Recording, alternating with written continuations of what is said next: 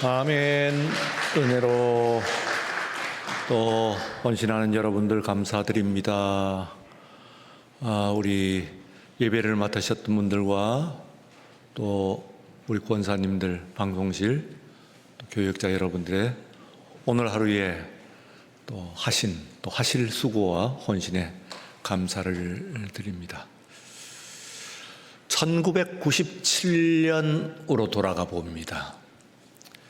그때는 저는 남미의 볼리비아라고 하는 곳에서 사역을 하고 있는 중이었습니다.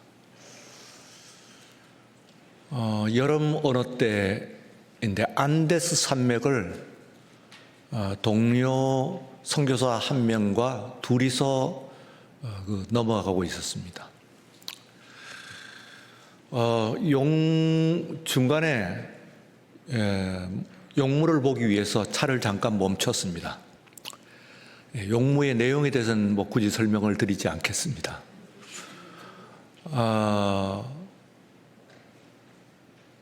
위로 높은 산이 걸쳐 있고 아래로 또 깎아지르는 듯한 그런 절벽으로 되어 있는 그런 지세의 안데스 길을 그려보시면 되겠습니다. 용무를 보고 있는 가운데서 갑자기 눈앞에 놀라운 광경이 벌어졌습니다. 바로 그 절벽 아래에 바로 발밑에서 그냥 바위인 줄 알았는데 퍼덕거리면서 뭐가 움직이기 시작했습니다. 소위 콘도르라고 하는 새입니다. 맹금류 중에서 세계 최대의 그런 새이고 안데스 산맥에서만 서식하고 있는 희귀종입니다. 세계적으로 멸종 위기에다 간신히 지금 또 복원을 했다고 하는데요. 어느 정도로 크냐 하면은 날개를 펼칠 때 3m 이르고, 그리고 큰 것은 몸무게가 15kg이 넘습니다. 어마어마하죠. 그런데 이 새도 놀란 것입니다. 그곳에서 1시간 내 가봐야 다른 사람을 만날까 말까 한 그런 한적한 길입니다. 안데스 산맥의 그 험준한 길이니까. 그런 곳에 사람도 잘 다니지 않는 곳이니까 새도, 콘도르도 안심을 하고 그곳에서 쉬고 있는 가운데서 날벼락을 받은 거죠. 놀라가지고 이 새가 날개를 가지고 퍼덕이는데 날지를 못하는 겁니다. 날개를 마구 퍼덕이는데 어느 정도냐 하면은 눈앞이 뿌옇게 먼지가 일어나고 자갈 같은 것이 튀어가지고 저를 향해서 튀어오르는 정도로 그렇게 놀라운 광경이에요. 짐승도 놀라고 저도 놀라고 하는 그런 상황입니다. 그래도 어쨌든 콘도르라고 하는 세계적인 희귀종을 바로 눈앞에서, 그것도 자연 상태에서 보게 되는 그런 아주 행운이라고도 볼 수가 있습니다. 어쨌든 그때는 많이 놀랐고, 그리고 이 새도 놀라가지고 마구 퍼덕이는데 아마 오래 길지는 않으면 굉장히 길게 느껴졌는데 그렇게 길지는 않을 것 같아요. 그래도 한 30초 정도 되지 않았을까? 그런 생각입니다. 그래서 상당히 긴 시간이죠. 새가 계속해서 날개를 퍼덕거리는. 언뜻 생각하기에 이 새가 날지 못하는 생각, 혹은 무슨 문제가 있나, 상처를 입어가지고 그곳에 있나, 그런 생각을 했습니다. 그런데 어느덧 이 새가 나르는 거예요. 이 새 잘 납니다. 어느 정도로 잘 나느냐 하면은 이 새는 1시간 이상 전혀 날갯짓을 하지 않고 기류를 타고 날 수 있는 그런 새입니다. 그 정도로 날 수 있는 새는 이 세상에서 유일한 새입니다. 콘도르가 이 유일한 새라고 볼 수가 있어요. 그래 날개짓 새는 이 새가 그렇게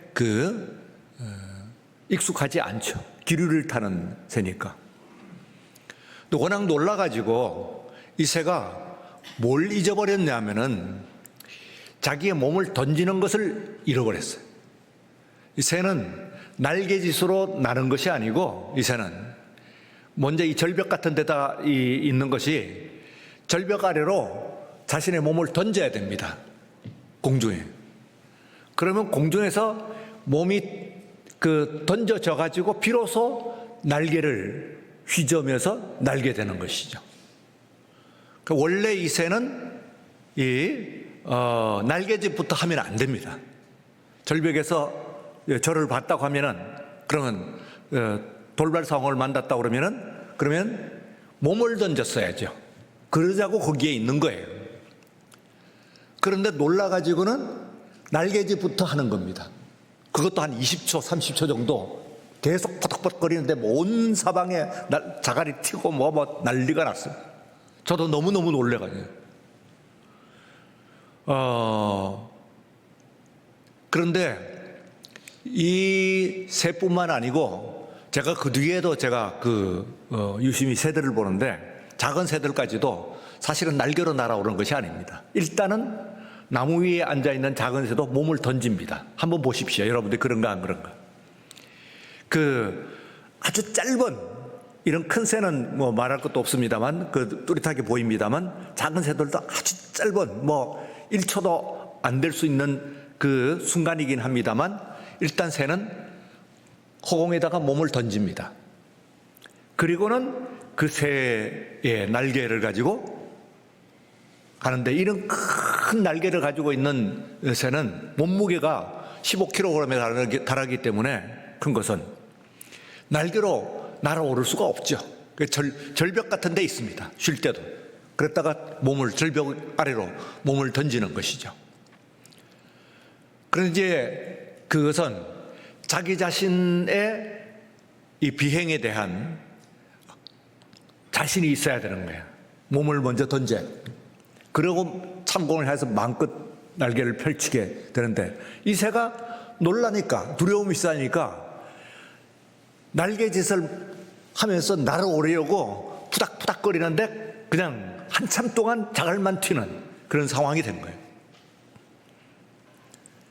자신의 비행에 대한 어쨌든 그게 절벽이었고 절벽 끝이지만 절벽이었고 던지면 되는 거죠. 몸을 던지면 되는 것인데 그걸 잃어버린 거예요.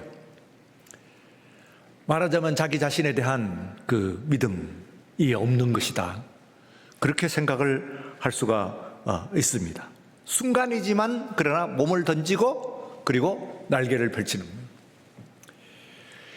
저는 이것을 통해 가지고 새라고 하는 것은 특히 콘도르 같은 이런 큰 새는 그 큰 몸을 절벽 아래로 던지는구나. 그래야 기류를 타고 날 수가 있는 거예요. 몇 번 안 굴러기는 거예요. 일단 하면은 던져놓고 그저 날개만 펴기만 하면은 그러면 3m나 되는 넓은 날개니까 펼치기만 하면은 어느 기류든 타게 되니까 별로 푸덕푸덕거리는 일이 없어요.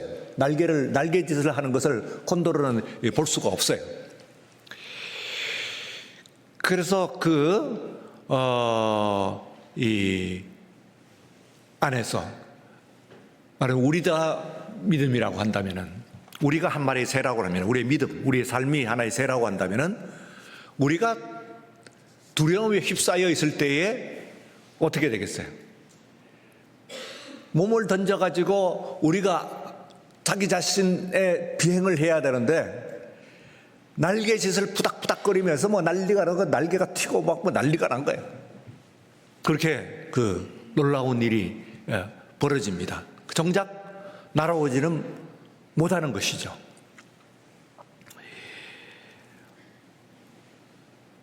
성 아우구스티누스, 영어로 어거스틴이라고 이야기를 합니다만 아우구스티누스라고 하는 기독교 사회에서는 가장 성경 시대를 벗어나가고는 가장 유명한 인물일 거예요.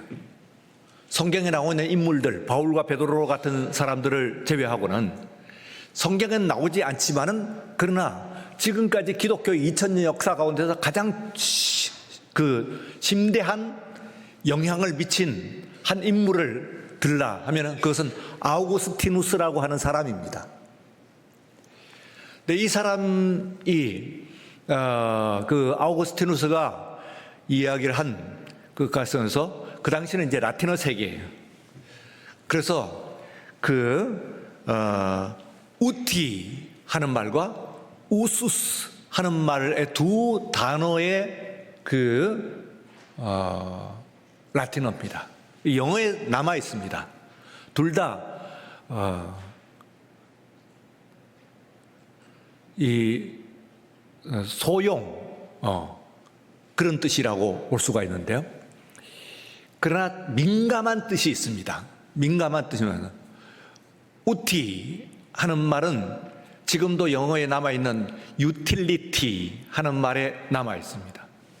그리고 우수스 하는 말도 영어에 use라는 말, 사용한다, use라고 하는 말에 남아 있어요. 그 두 말이 말하자면은 그 라틴어 어원입니다. 아우구스티누스는 그때는 구사했던 언어는 라틴어였죠. 그래서 그 말 가운데서 우티 그리고 우수스 하는 말인데, 우수스 하는 말은 그것은 사용하는 거예요. 사용하는 것인데, 그리고 우티도 역시 사용하는 것인데, 정확하게 말하면은 우수스는 사용할 수 있는 가능성을 이야기하는 것이고, 우티 하는 말은 그 사용하는 것을 누리는 것입니다. 하나 그렇게 말하자면은 가능성이고, 사용할 수 있는 가능성이고, 그리고 하나는 그것을 누리는 것이다. 그렇게 생각할 수가 있습니다. 여러분들이 돈으로 치게 되면은 여러분들에게 수중에 뭐 100만 원이 있다고 보십시다. 그러면 그 100만 원어치 안에서는 뭔가 할 수 있습니다. 언제나 100만 원을 내가 쥐고 있는 한은 그 현금을 가지고 할 수 있는 일들이 여러 가지가 있을 겁니다. 그럴 때는 이 돈을 유지할 수가 있어요. 그러나 그 돈이 아까워 가지고는 내가 끝까지 그것을 쓰지 못하고 계속 갖고 있으면은 우티는 못합니다. 우수스는 되지만은 사용할 수 있지만 정작 누리지는 못했다고 볼 수가 있죠. 주간에 한 이야기를 들었습니다. 그 딸이 아버지를 이른이 넘은 이른이 간 넘기고 세상을 떠난 그 아버지를 추모하면서 우는 그런 모습입니다. 의사였어요. 시중에서 꽤 유명한 의사예요. 그리고 그 부인도 또한 한국은행에서 중진입니다. 그러니까 두 부부가 굉장한 상당히 사회적으로는 영향력이 있는 사람이죠. 문제는 너무 영향력이 있다 보니까 누릴 시간이 없는 거예요. 그래서 그야말로 두 사람이 해외여행 한번 못 가봤대요. 워낙 바쁘니까. 물론 이게 공무로 간 일은 있긴 하겠습니다만, 그러나 두 사람이 우리 개인적인 여행을 가자 해가지고 간 여행이 없다는 거예요. 그걸 위시해가지고 많은 것들을 그냥 일에 쫓겨다니기만 했지만은, 그러나 실제로 그 일을 통해 갖고 한 것을 누려보지도 못해요. 딸이 눈물을 흘리는 것은 우리 아빠 너무 불쌍해요. 일생 동안 일만 하다가 한 번도 자기 자신을 위해 가지고 시간을 쓰거나 혹은 또한 돈을 쓰거나 써보지 못하고 그냥 어느 날 갑작스런 허망한 그런 죽음을 맞이했다는 거예요. 물론 우리가 살아가다 보면 그보다도 더 허망하고 슬픈 죽음이 있기는 합니다. 그러나 여기서 우리들이 이야기하는 우수스와 우티, 곧 사용할 수 있는 것과 누리는 것은 다른 것이래요. 그건 소용을 쓰는 것이냐, 이걸 정말 쓸 수 있는 것을 쓰는 것, 이것이 문제예요.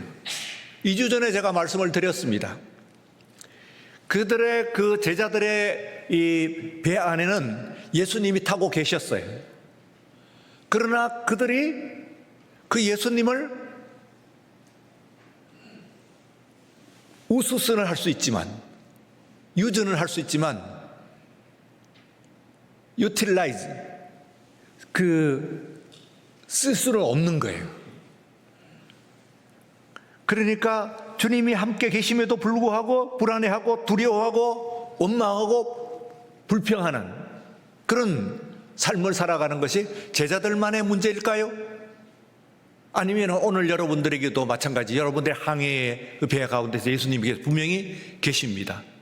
그럼에도 불구하고 우리는 어려움이 일어날 때 그 문제를 해결하지 못해서 마치 날개를 퍼덕거리던 한참 동안 날개를 퍼덕거리던 콘도르새와 같이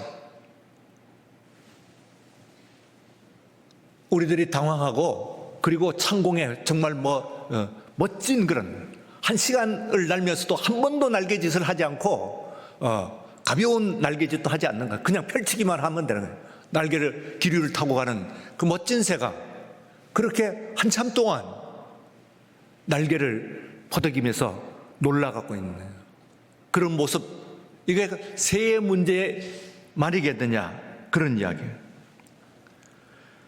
우리가 아무리 힘든다고 하더라도 우리 가운데서 주님이 계신다고 한다면은, 주님이 함께 하신다고 한다면 걱정할 것이 뭐겠느냐. 그러나 돌발 상황에 들었을 때는, 풍랑이 왔을 때 그 제자들처럼 그걸 쓸 줄은 모르는 거예요. 두려워하는, 속상해하고 하는 가운데서 문제가 일어나는 것이에요. 오늘 본문 가운데서 여기 있는 말씀은 아하스 왕이라고 하는 왕입니다. 이 왕이 난세에 다스리는 왕이긴 합니다만, 그러나 왕으로서의, 통치자로서의 능력이 전혀 없는 사람은 아니에요. 이 사람이요. 꽤 상당히 통치력을 발휘를 하는 그런 왕이에요. 만약에 평탄한 때 났다고 한다면 그는 훌륭하게 그 나라를 다스릴 수가 있었을 것입니다. 그런데 이 사람이 난세를 만났습니다. 그래서 북쪽에 있는 두 나라가 그를 공격을 합니다. 하나는 아람이라고 하는 그 아람의 왕 르신과, 그리고 그 아래에 있는 북왕국입니다. 북왕국의 베가라고 하는 왕입니다. 이 르신과 베가가 연합군이 됐어요. 그래서 이제 여기서 이 남의 유다를 공격을 해왔습니다. 유다로서는 그 한 나라도 당할 수가 없는 그런 그 강국들입니다. 북왕국도 강하고, 그리고 또 그 위에 있는 아람은 그보다도 더 강한 거예요. 그러니까 엄청나게 큰 두 나라가 연합을 해가지고 공격을 해왔으니까 이 남왕국의 이 아하스 왕은 떨 수밖에 없는 거예요. 얼마나 떨었느냐 하면은 바람 앞에 숲이 흔들림같이 왕과, 그리고 아하스 왕과 그의 백성들 이 흔들렸더라, 그렇게 됐어요. 여러분들이 큰 바람에 숲이 일렁이는 모습을 보면은 도시인들이 혹시 못 볼 수가 있습니다. 그래서 그것을 본 사람들은 그게 뭔지 알 거예요. 큰 바람이 왔을 때 숲에 있는 나무들이 흔들리는데 그 나무들이 흔들리는 거예요. The tree of the forest, shaken. 그러니까 이게 마구 흔들리는데요, 꼼짝을 못 합니다. 그것과 같이 왕과 그리고 그 백성들, 아하스 왕과 그의 백성들의 마음이 그렇게 흔들렸다는 거예요. 갈피를 잡을 수가 없어요. 그러면서도 이 사람은 아무것도 안 한 것은 아니에요. 두 가지의 외적인 국제적인 조처와 그리고 또한 국내적인 조처를 취했는데, 국제적으로는 아수르라고 하는 나라의 도움을 청합니다. 아수르라고 하는 나라에 티글라 필레세라라고 하는 왕이 있어요. 그 왕에게 도와달라고 원군을 청하게 돼요. 그리고 또한 안에서 지금 그 사람이 적의 포위 공격에 대비를 했어요. 이 사람이 어디 있냐면은 윗못 끝 세탁자의 길, 거기에 지금 그가 가 있는 것을 볼 수가 있습니다. 그러니까 윗못 수도 끝, 그러니까 윗못 수로죠. 윗못의 수로의 끝에 세탁자의 밭이에요. 무슨 이야기냐 하면은, 이 예루살렘 성은 제법 견고합니다만 최대의 약점이 물이 없는 거예요. 예루살렘 성 내에 물이 없어요. 그런데 성 바로 동남쪽인데요, 기혼이라고 하는 샘이 있습니다. 꽤 수량이 많이 나오는 물이에요. 이것이 유일한 예루살렘의 수원입니다. 물 공급원입니다. 근데 이것이 바로 성벽 붙어 있는 그런 셈이기 때문에 포위를 해가지고 그걸 막아버리면은, 그러면 예루살렘 성 안에 있는 사람들은 다 물 공급이 안 되는 거예요. 그래서 나중에 히스기야라고 하는 왕이 그 기혼샘에서 물을 끌어다가 윗못까지 이렇게 올립니다. 그러면 윗못이 있으면 그 다음에 밑에서는 이제 아랫못이 있겠죠. 예. 그래서 이 두 못에다가 물을 가두는 거예요. 한참. 꽤 연못이 커요. 연못이라고 하는 것이 말하자면은 벽돌로 쌓은 것인데, 우리 이런 벽돌로 생각하시면 됩니다. 이런 모양이에요. 높이는 이거보다 더 높죠. 훨씬. 그 수량이 꽤 많죠. 이 안에 물. 그런데요, 이것은 이제 이 물이 워낙 귀하기 때문에 처음에 물이 공급되는 곳에서는 식수 외에는 못 씁니다. 그 다음에는 식수로 쓰고 남은 것이 남으면은 그 다음에 뭐가 되고요. 그 다음에는 이제 목욕을 합니다. 몸을 씻는, 목욕 정도는 안 되겠고, 손발을 씻는 그런 정도로는 쓰는 거예요. 그 다음에 마지막으로 이 세탁을 합니다. 세탁을 하는 곳은 말하자면 물이 귀한 예루살렘에서 식수에서부터 시작해갖고 마지막에 끝에 가가지고 세탁으로 끝난다. 그러니까 그 다음 상당히 이제 말하자면 쓰고 남은 그런 오염된 물이겠죠. 세탁하고 나면은 그건 더 이상 쓸 수가 없어요. 이 물이 이제는 세탁하고 오염된 물을 어디에 쓰겠어요? 그런데 이 세탁하는 물을 버리지 않고 안에서 가둘 방법을 찾아내는. 그래서 히스기야의 터널의 그 원조가 아하스라고 볼 수가 있어요. 후일에 히스기야가 그걸 뚫었습니다만, 이 물을 가지고 안으로 공급을 해가지고 이걸 가지고 어떻게 그 물을 단 한 방울이라도 흘려버리지 않고 내보내지 않고 이거를 쓸 수가 있나 하는 그 공사를 하는데요. 국내적으로. 그러니까 이 왕은 어디서 공사 감독을 하느냐 하면 왕궁에 있는 것은 아니고 지금 이 아하스 왕이 왕궁에 있는 것이 아니고 윗못 수로 끝 세탁자의 밭, 그러니까 말하자면 하수 종말 처리장이라고 그랬을까요? 물이 가장 오염되어 있는 여기서 그 물을 내보내지 않기 위해서 공사 지휘를 합니다. 왜냐하면 전쟁에 대비하기 위해서 그렇죠.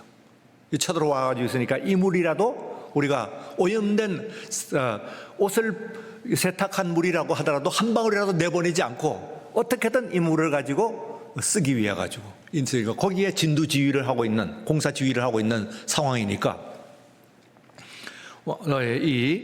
너는 그 왕을 만나라. 그래서 이 이사야가 아들을 데리고, 그 아들의 이름이 스알랴숲, 남은 자가 돌아오리라 하는 이름을 그 아이의 이름을 붙였는데, 이 아이에게 메시지를 붙인 거예요. 어린 아이지만 데리고 그냥 가는 거예요. 그래서 그 이름에 대한 이제 말하자면은 그 예언을 하는 것이다, 그렇게 생각할 수가 있습니다. 가가지고 거기서 이제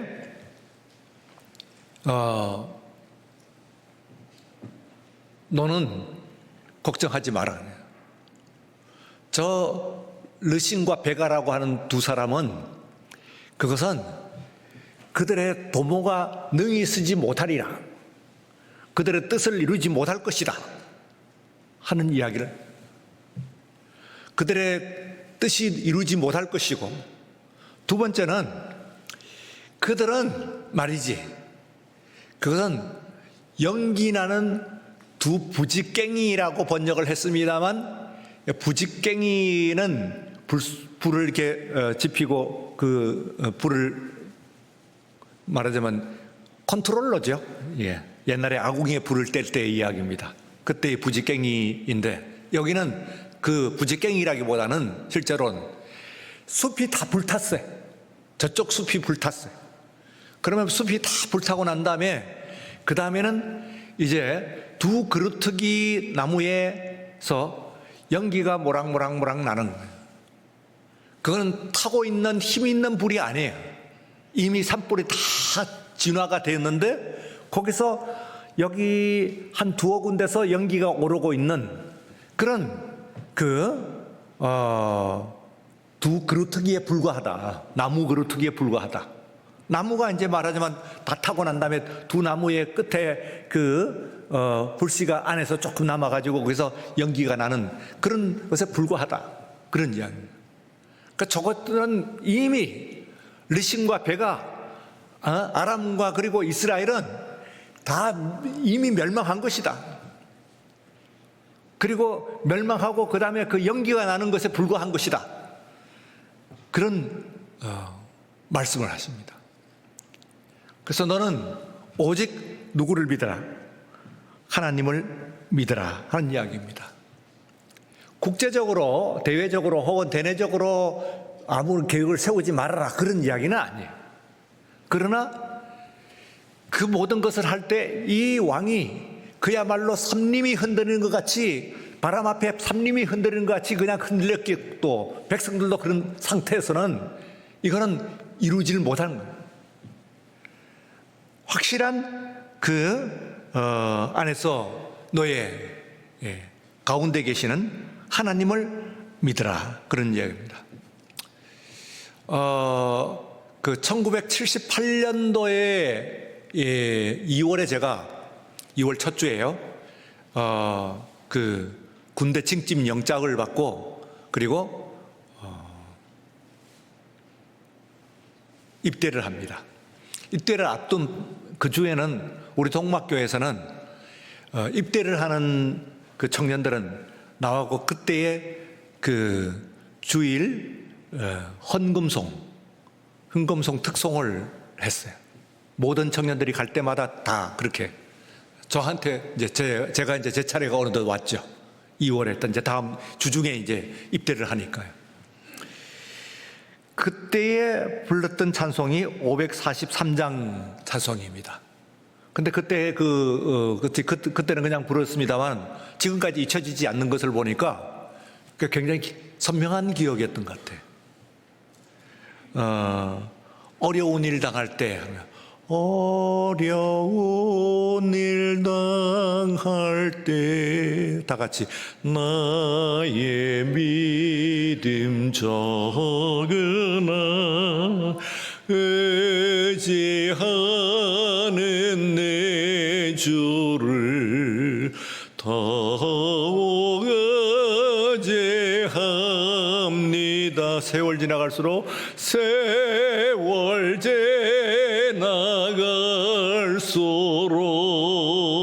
의지할 것뿐일세. 무슨 일을 당해도 예수 의지합니다. 여러분, 20대 초반의 청년이 군대 가면서 잠옷 두렵지 않았겠습니까? 그때 이 찬송이 부르면서 저한테 큰 위로가 되었던 것처럼 오늘 여러분들이 세상을 살아가면서 어려운 일을 당합니다. 누구라 안 당하겠어요? 다 당합니다. 우리 주님 앞에 그때마다 세월 지나갈수록 어려움을 당할 때 여러분들 안에 계시는 우리 하나님을 의지하는 우리 모두가 되시기를 축원합니다. 동산 안에 있던 아담과 하와는 그들 안에 하나님이 계시다고 하는 사실을 깜빡 잊으면서 금방 인류의 타락에 빠졌어요. 오늘 우리들의 문제는 어디에 있느냐 하면 하나님이 계시지 않는 것이 아니고 하나님을 믿는 나 자신, 나 자신을 못 믿는 거예요.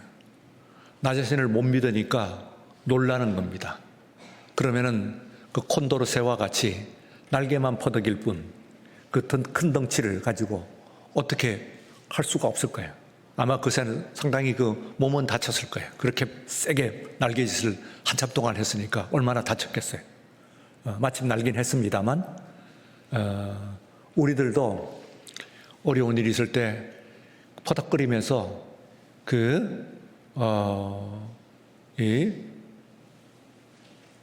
우리가 고난을 겪습니다. 그러나 어느덧 여러분들 자신의 몸을 가지고 허공에다 던지십시오. 그러면 우리 하나님께서 여러분들의 날개를 펴가지고 창공을 날아다니던 그런 은혜와 그리고 하나님의 축복을 더하실 줄로 믿습니다. 이 믿음이 오늘 바로 여러분들의 믿음이 되시기를 바라고 또한 주의 은혜와 날개 그늘로서 지키시는 그 은혜가 여러분들 함께 하시기를 주의 이름으로 축원합니다. 거룩하신 하나님 아버지 감사합니다. 복되고 거룩한 주일 우리들이 함께 주의 말씀을 들었습니다. 우리들 가운데서는 우리들의 주님이 있습니다. 우리는 창공에 몸을 던지기만 하면은 아버지 제트 기류를 탈 수 있는 그런 하나님의 능력을 우리에게 주시고 은혜와 축복을 주신 줄로 믿습니다. 그러나 그만 세상의 위협에 두려움 가운데 우리가 놀라고 그리고 또한 망연히 지쳐 쓰러져 있습니다. 오늘 우리에게 힘을 주시고 다시 한번 일어설 수 있는 힘과 용기를 믿음을 더하여 주시옵소서. 예수님 이름으로 기도드리옵나이다. 아멘.